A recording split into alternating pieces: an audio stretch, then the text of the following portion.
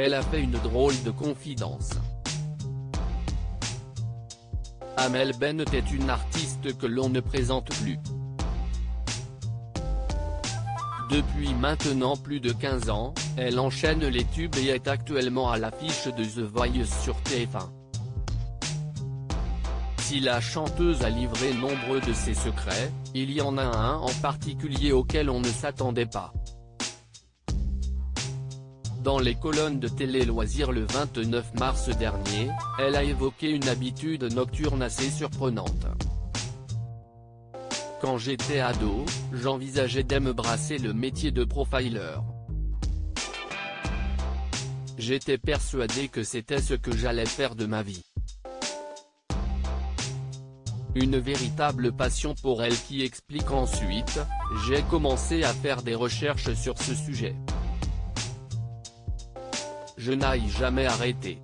Elle confie ensuite avoir fait l'acquisition de l'encyclopédie des tueurs en série écrit par Eric Boxler.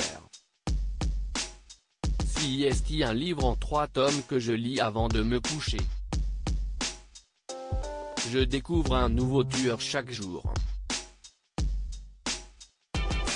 C'est classé par pays et je peux vous le dire, il y en a partout dans le monde, a-t-elle avoué. Suite à cette révélation surprise, Amel Bent a souhaité donner des détails concernant sa fascination pour les tueurs en série.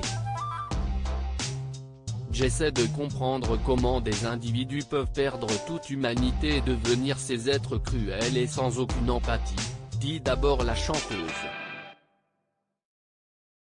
Mon domaine de recherche, c'est la psychopathie des tueurs en série. Ceux qui affichent plus de 3 meurtres, dans un laps de temps défini et avec un mode opératoire précis, précise-t-elle ensuite. La jury de The Voice utilise donc son temps libre pour décortiquer de sordides affaires et comprendre le fonctionnement de certains tueurs en série.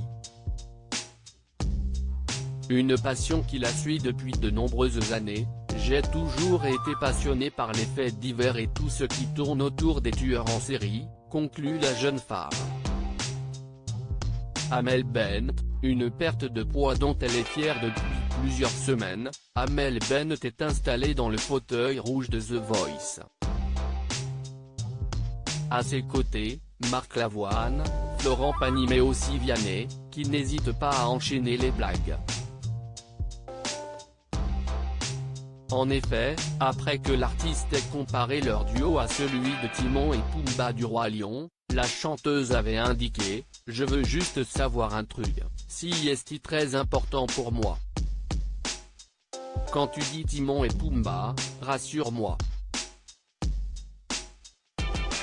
Cela fait 3 semaines que je ne mange pas, je refuse d'être Pumba. » Dans les colonnes du Parisien le 20 mars dernier, elle est revenue sur sa perte de poids. Bien évidemment, je ne me suis pas affamée avant de faire The Voice. Ma perte de poids a été progressive. Ce n'est même pas le fruit d'un régime mais simplement d'une alimentation beaucoup plus saine, conclut-elle.